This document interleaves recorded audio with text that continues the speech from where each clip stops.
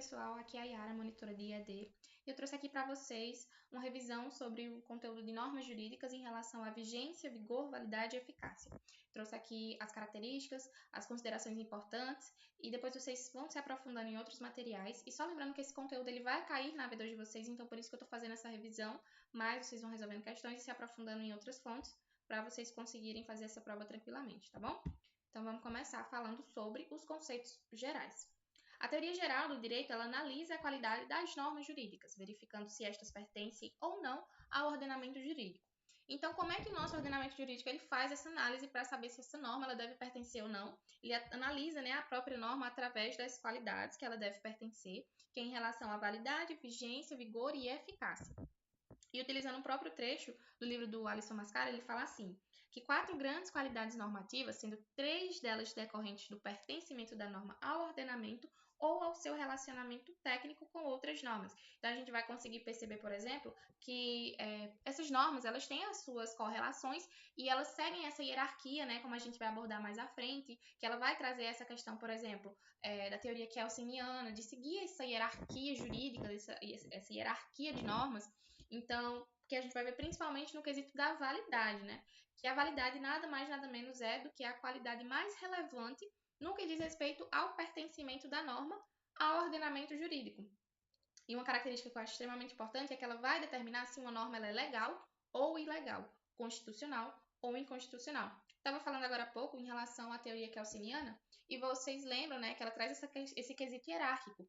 E a gente também sabe que a Constituição ela é o nosso espelho para as outras normas que virão a surgir, que estão surgindo.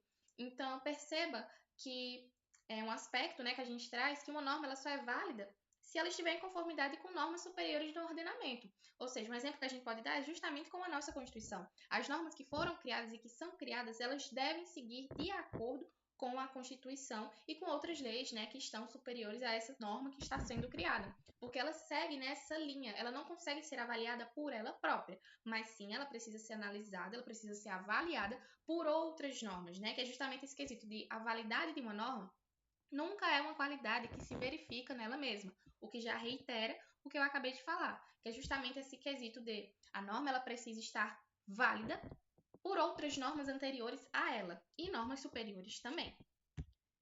Além disso, a gente apresenta essa questão dos planos da validade, que são 2, em relação ao plano formal e ao plano material. Lembrando que é muito importante, uma norma ela deve estar acompanhada com esses 2 quesitos sempre. Uma norma ela não pode ser somente formal ou somente material. Ela deve ser formal e material.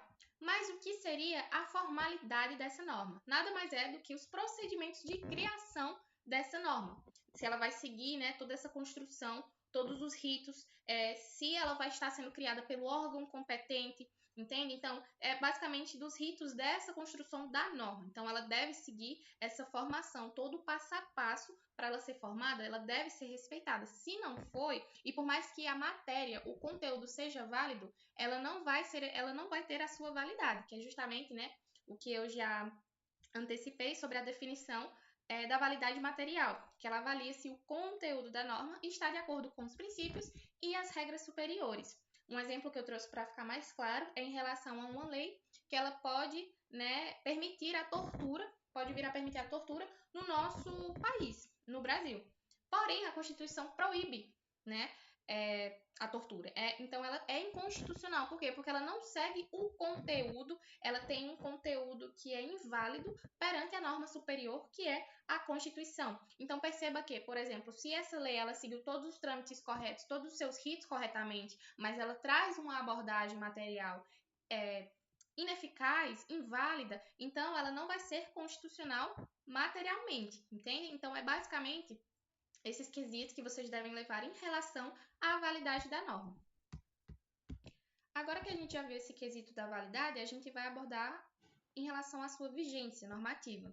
E o que seria a vigência? Nada mais é do que o momento temporal em que a norma ela começa a produzir efeitos jurídicos. Tenho certeza que vocês já viram na questão do vacatio legis, né? Então, a gente vai aprofundar também esse conceito aqui, tá bom?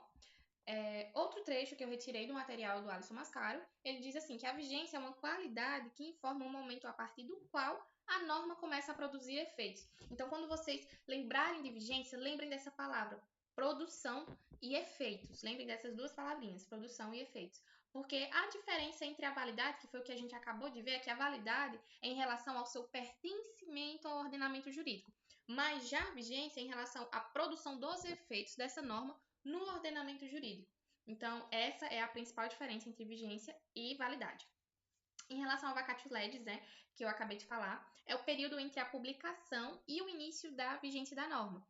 Em outras palavras, a norma ela já vai ser válida, porém, ela ainda não aplica o seu caráter coercitivo, ela ainda não é obrigatória, ainda não produz os seus efeitos, tudo bem?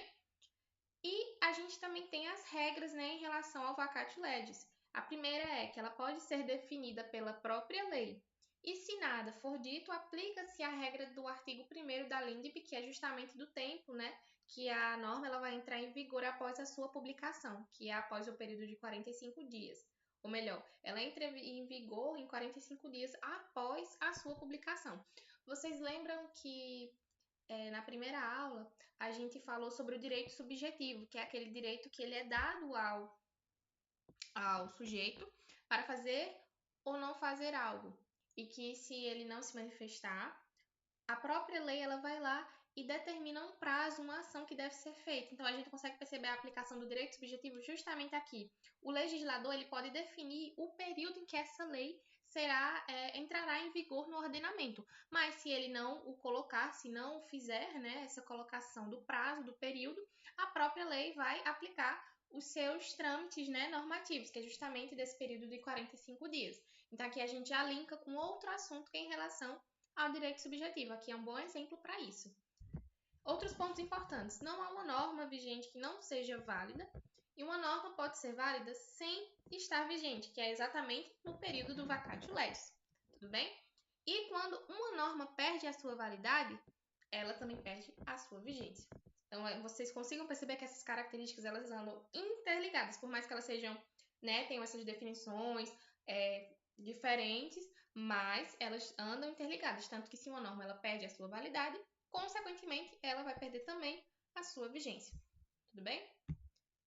Então, aqui a gente já vai avançar para o tópico do vigor.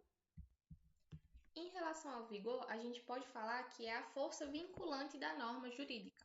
O vigor ele não se confunde nem com a validade e nem com a vigência. E aqui é um conceito extremamente importante que eu trago para vocês, que a gente vê principalmente em direito penal, que é em relação à ultratividade, que o vigor ele pode persistir após a perda da validade e da vigência da norma, quando se aplica a fatos ocorridos durante a sua vigência. Em resumo, os efeitos produzidos por aquela norma jurídica que foi criada, eles vão perdurar, eles vão permanecer, eles vão estar ali atuando, eles irão produzir os seus efeitos. E a partir do momento em que ela perde a sua validade e a sua vigência, o vigor dessa norma, toda a sua força vinculante, ela não deixa de existir. E um exemplo que eu trouxe aqui para vocês é um contrato firmado sob uma lei que depois foi revogada, continua regido por ela para efeitos daquele contrato específico. Por quê? Porque não vai retroagir, ao menos é claro que seja para benefício, né? Para benefício do réu. Mas em outras partes, a gente consegue perceber que essa característica da ultratividade, ela é aplicada. Por quê? Porque o vigor daquela norma, ela não vai deixar de existir, ela não vai sumir, não vai desaparecer. Entende? Então, por mais que esse quesito da validade e da vigência não persistam naquela lei, naquela norma, o seu vigor vai permanecer, justamente por conta da sua força vinculante. Então, vigor, vocês consigam colocar, né, na cabeça de vocês essas palavras-chave, que é a questão da força vinculante. Então, linkem essa questão do vigor com esse termo, que é muito importante, tá bom? Em relação à eficácia da norma, o que é que a gente pode falar sobre ela? Bom, a eficácia ela trata da aplicação concreta da norma na realidade social, ou seja, sua aceitação e efetividade. Cuidado para vocês não confundirem a eficácia com o vigor, porque a eficácia, a principal característica dela, pode-se dizer assim, é em relação ao seu empirismo, né, que é esse termo sociológico que a gente traz, que significa experiências, a fundamentação de ideias, de conceitos através da experiência, das vivências sociais. Ou seja, a partir do momento em que essa norma ela entra em contato com a realidade social, com a sociedade, no momento em que aquela norma está sendo inserida e a gente consegue perceber o que ela produz naquela sociedade, dá-se aí então a sua eficácia. Então, enquanto a validade, a vigência e o vigor são conceitos normativos, a eficácia é um conceito sociológico e empírico. Um outro texto, importante que eu trouxe para vocês em relação do Alisson Mascaro, que eu acredito que vai ficar ainda mais claro para vocês. A eficácia é a qualidade da norma jurídica que diz respeito à sua verificação empírica na realidade social. Então, quando vocês linkarem essa definição do empirismo que eu trouxe para vocês, que é justamente do baseamento, de conceitos de vivências sociais na realidade social dessas normas, vocês conseguem perceber que a eficácia é justamente retomada à sociedade. O que aquela norma está fazendo naquela sociedade? Então, a gente consegue perceber daí essa questão do cenário da própria eficácia. E existem dois tipos de eficácia. A primeira eficácia técnica, que ela depende de normas complementares para permitir a sua aplicação concreta. Para ficar mais claro, eu trouxe um exemplo. Uma norma que cria um direito, mas depende de regulamentação posterior para ser aplicada. Esse é um conceito que vocês vão conseguir ver mais destrinchado em Constitucional 1, tá? Não vou aprofundar tanto. Mas é basicamente isso. Para uma norma ela poder permitir a sua aplicação concreta, ela precisa de outra norma para lhe dar o suporte. Então, essa é uma eficácia técnica. Em relação à eficácia social, ela é relacionada à aplicação prática na sociedade. Depende de fatores como ação política, recursos técnicos, vontade social, cumprimento ou descumprimento efetivo. Então, se um legislador ele cria uma lei, essa lei ela precisa ter políticas públicas para que ela seja divulgada, para que a população venha a ter conhecimento da sua existência. Então, são essas medidas, esses fatores que levam em conta e definem justamente a eficácia social. Em relação ao ponto de vista kelseniano, ele fala que uma norma só pode ser válida se tiver um mínimo de eficácia, pois, sem qualquer possibilidade de aplicação, não há imputação jurídica concreta. Por quê? Porque se você vai lá e cria uma norma jurídica que ela não vai ter sua eficácia social, então ela vai servir para quê?